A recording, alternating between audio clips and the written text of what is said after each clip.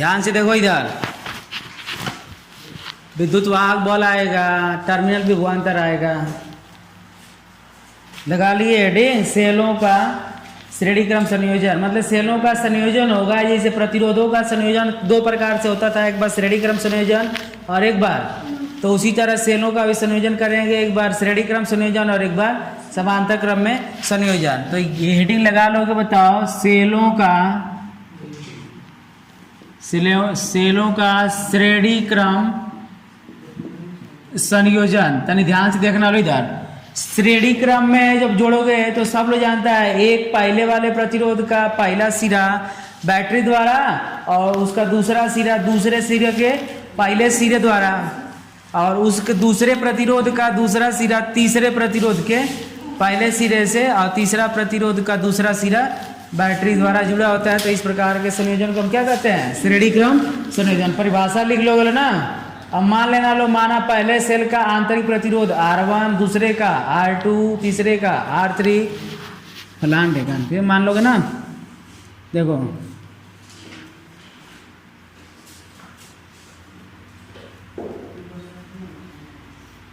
और ये Y प्रतिरोध कैपिटल R द्वारा क्या हुआ है? जुड़ा हुआ है।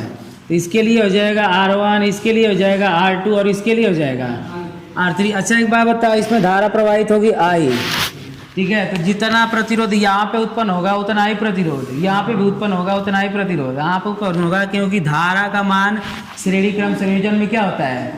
बराबर होता है। तो बताओ यहाँ भी कितना हो जाएगा? मतलब यहाँ पे कह सकते हैं कि R1 बराबर चाहिए, छोड़ दो इसी तरह, ठीक है। मान लोगे ना, माना पहले सेल का आंतरिक प्रतिरोध R1, दूसरे का R2, तीसरे का R3। अब पहले का बताओ विद्युत वाहक बल E1, दूसरे का E2, तीसरे का E3, हो गया ना। तो यहाँ पर लिखोगे विद्युत वाहक बल का मान, विद्युत वाहक बल E इक्वलेंट बराबर बताओ, यहाँ पे E1 प्लस का बताओ कितना, E2 प्लस का, E3 प्लस का, E4 डॉट डॉट कहाँ तक? En तक। मतलब सभी का मान कितना आएगा? सब बताया ना अभी जोड़कर, कि जब कई गो सेल आएगा तो सभी प्रतिरोध आंतरिक प्रतिरोधों को भी जोड़ लेंगे और सभी विद्युत वाहकों बलों को भी क्या करेंगे? जोड़ लेंगे। जोड़ लिए ना। अब इधर देखो, तो पूरा इक्विवेलेंट निकालोगे तो ये पूरा विद्युत वाहक बल कितना आ जाएगा? या नहीं, मतलब सभी को क्या कर लेना है? जोड़ लेना है।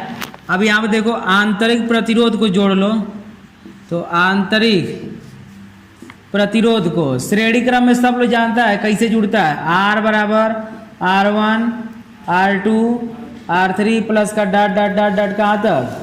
Rn तक। बता, हमने मान लिया अगर इस परिपथ में N आंतरिक प्रतिरोध जुड़ा हुआ है, नहीं, हमने मान लिया है कि ये पूरे परिपथ में N सेल जुड़े हुए हैं, तो N विद्युत वाहक बल भी आएगा और N प्रतिरोध भी आएगा आंतरिक। मतलब अगर 10 गो सेल जुड़ा हुआ है तो 10 गो विद्युत बल आएगा, अगर 10 गो सेल जुड़ा हुआ है तो 10 गो आंतरिक प्रतिरोध भी आएगा। तो संख्या हम लोग सेलों की क्या मान लिए हैं?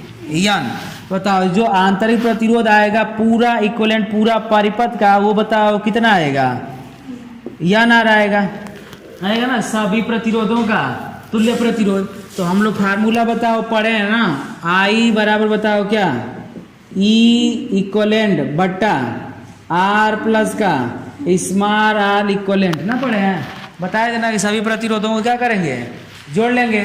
तो बताओ यहाँ पे I बराबर E की जगह यह बताओ क्या हो जाएगा? या नहीं, मतलब सभी को क्या करेंगे? जोड़ लेंगे। और फिर यहाँ पे बताओ R प्लस का NR, ये किस क्रम में? श्रेणी क्रम में संयोजन होगा तो तुल्य धारा निकल कर आएगी। अगर मान लो सभी परिपथ में, यहाँ तो हमने माना है ना कि सभी रेजिस्टेंस और सभी विद्युत वाहक बल क्या है? बराबर है, तो ये आया है। अगर हमने मान लेंगे भैया कि सभी प्रतिरोध अलग अलग हो जाए और सभी विद्युत वाहक बल क्या हो जाए? अलग अलग हो जाए, मतलब प्रत्येक सेल का आंतरिक प्रतिरोध और प्रत्येक सेल का विभवांतर जब अलग अलग हो जाएगा तब क्या हो जाएगा बताओ? जब यहाँ पर लिखोगे, जब सेल का EMF मतलब इलेक्ट्रोमोटिव फोर्स विद्युत वाहक बल क्या हो जाए? अलग अलग दिया हो तो बताओ। अब यहाँ पे अलग अलग दिया रहेगा तो सभी को जोड़ेंगे, और आंतरिक प्रतिरोध भी क्या हो जाए, आंतरिक प्रतिरोध भी अलग अलग हो। बताओ तब धारा बताओ कितना निकल कर आएगी, ध्यान से देखना।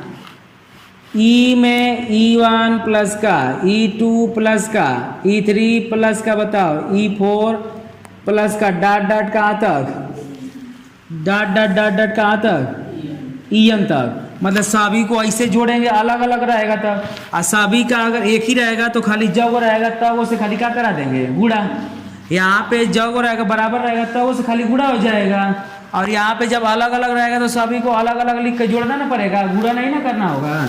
अब बट्टे आ जाओ, ये वाय प्रतिरोध से हमें मतलब नहीं है, हमें क्या खाली बदल रहा है, सेलों की संख्या।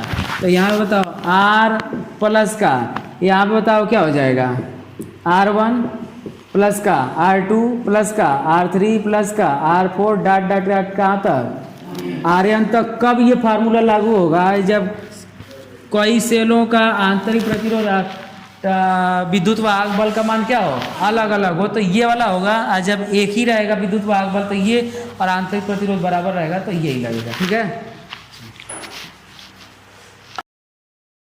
मिटा देना। अगले हेडिंग लगा रहे हैं श्रेणी, अरे समांतर क्रम संयोजन, इसी में खत्म हो जाए सेलों का समांतर क्रम संयोजन। अच्छा बताओ, समांतर क्रम संयोजन में किसका मान बराबर होता है, समांतर क्रम संयोजन में किसका मान बराबर होता है, हाँ किसका मान बराबर होला, अरे समांतर क्रम संयोजन में धारा का मान बराबर होता है, विभव का ना।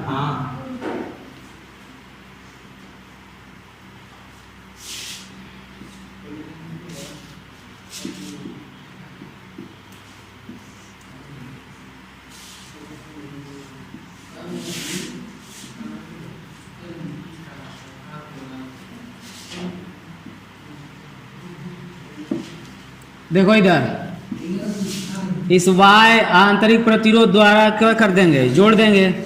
ठीक है, देखो इधर क्या हो गया, देखो इधर y आंतर y प्रतिरोध R कैपिटल R द्वारा जोड़ देंगे सेल द्वारा। अब बताओ इसमें विद्युत वाहक बल, बताओ ध्यान समझो, इसमें भी वही विद्युत वाहक बल होगा, इसमें भी वही विद्युत वाहक बल होगा, इसमें भी वही होगा, इसमें भी वही होगा, क्योंकि विद्युत वाहक बल EMF का मान श्रेणी का समांतर क्रम में क्या होगा, बराबर होगा ना। जो वोल्टेज का मान होता है वो सब जगह क्या रहता है, बराबर होता है। तो यहाँ पर लिखेंगे समांतर क्रम संयोजन में, अच्छा ऐसे लिख सकते हो ना, समांतर क्रम संयोजन सेलों का क्या लिखोगे, सभी सेलों का पहला सिरा एक बिंदु से और उसके दूसरा सिरा दूसरे बिंदु से जुड़े हो तो इस प्रकार के संयोजन को हम क्या कहेंगे, समांतर क्रम संयोजन। ये लिख लेना लो। तो समांतर क्रम संयोजन, बताओ समांतर क्रम संयोजन में पूरा इक्वलेंट, ध्यान रखना लो, पूरा इक्वल जोड़ेंगे, पूरे परिपथ का विद्युत वाहक बल, तो बताओ ये रहेगा, पूरे परिपथ का विद्युत वाहक बल जोड़ेंगे तो कितना आएगा, क्योंकि सभी में क्या है, बराबर है, ई है। अब हमको क्या जोड़ना है, खाली परिपथ में प्रतिरोध का मान। तो बताओ परिपथ में, ध्यान से देखो इधर, परिपथ में आंतरिक प्रतिरोध। अब बताओ आंतरिक प्रतिरोध को तुम लोग सब ले जाना भैया, कि आंतरिक प्रतिरोध को समांतर क्रम में उल्टा करके जोड़ते हैं ना। तो जब तक इन सभी सेलों का आंतरिक प्रतिरोध क्या रहे, बराबर रहे, उसके लिए, और जब बराबर नहीं रहेगा उसके लिए दो बार के लिए हम निकाल देंगे। तो बताओ सब लोग जानता है 1/R इक्वलेंट, इसी तरह ना निकलेगा, उल्टा करके जोड़ते हैं फिर उलट देते हैं। तो बताओ 1/R1 plus 1/R2 plus 1/R3 plus 1/ dot dot dot dot कहाँ तक, 1/NR तक ना। एन आर तक ना निकलेगा? हाँ, आर एन तक नहीं निकलेगा। एक बार ध्यान देना, ये निकलेगा एन बाई आर तक होगा, क्योंकि ऊपर ना संख्या होगी, नीचे संख्या क्या होगी हाई, जो 1/r1 1/r2 1/r3, तो ये हो जाएगा n बाई आर, मतलब n को ना जुड़ा हुआ है। जैसे यहाँ पे आता था n r लास्ट में, तो उसी तरह n r ना आएगा, मतलब यहाँ पे 1/r आएगा तो n से इसमें क्या कर लेंगे, गुणा। यहाँ तक आएगा तो n से गुणा ना होगा। r1 1/r1 1/r2 1/r3, तो 1/r n ना आएगा। ना समझ में आया? ना आया? अरे भैया n r जिसे r1 plus r2 plus r3 जोड़ते जाते हो तो n r लिखते हो ना, तो n r लिखते हो, तो उसी तरह 1/r1 1/r2 1/r3 plus 1/r1, तो यहाँ पे 1/r लिखोगे, तो यहाँ पे ना n लिखोगे कि इसके बट्टे में लिखोगे, जो संख्या है उसके बट्टे में नहीं लिखाएगी ना, वो तो ऊपर ना रहेगी, बताएगा ना कि हम कई वो रेजिस्टेंस है। बताओ यहाँ पे हो जाएगा, बताओ ध्यान से देखना है अब, तो बताओ पूरा हो जाएगा R इक्वलेंट, अगर सभी प्रतिरोध का मान बराबर रहेगा तो बताओ कितना लिखोगे, n बाई आर। जब सभी प्रतिरोधों का मान बराबर रहेगा तो कुल टोटल ना हो जाएगा। बताओ अब इसको उल्टा करोगे तो R इक्वलेंट बराबर कितना निकलेगा, R बाई n। इसको भी उल्टोगे तो ये भी क्या हो जाएगा, उलट जाएगा। तो अब हम लोग पढ़े हैं I बराबर बताओ क्या, E by capital R plus का स्मॉल r। तो यहाँ पर इक्वलेंट पढ़े ना, मतलब पूरे सेल का विद्युत वाहक बल और पूरे सेल का आंतरिक प्रतिरोध। बताओ I बराबर पूरे सेल का विद्युत वाहक बल क्या रहेगा, बराबर, क्योंकि किस क्रम में जुड़ा हुआ है, समांतर क्रम में जुड़ा हुआ है। तो बताओ ये हो जाएगा E, और ये R प्लस का, इस R की जगह बताओ कितना हो जाएगा, R बाई n। तो ये हो जाएगा R बट्टा n। तो ध्यान से देखो इधर, बतिया लो मत, इसके नीचे कुछ नहीं, तो बताओ इसका ध्यान से देखना, लो ऊपर लिख दे रहे हैं। तो I बराबर बताओ हो जाएगा E बट्टा इसका लसा हो जाएगा 1 और n का लसा n, 1 से n बार में कटेगा तो n का r में गुणा होगा तो n r, और n से n कट जाएगा तो r a comma r tau. आई देखो n कहाँ चला जाएगा, ऊपर। बताओ I बराबर कितना हो जाएगा, n E बट्टा n r प्लस का स्मॉल r। अच्छा बताओ समांतर क्रम संयोजन और श्रेणी क्रम संयोजन में क्या डिफरेंस हुआ है, क्या डिफरेंस हुआ बताओ, क्या डिफरेंस हुआ है?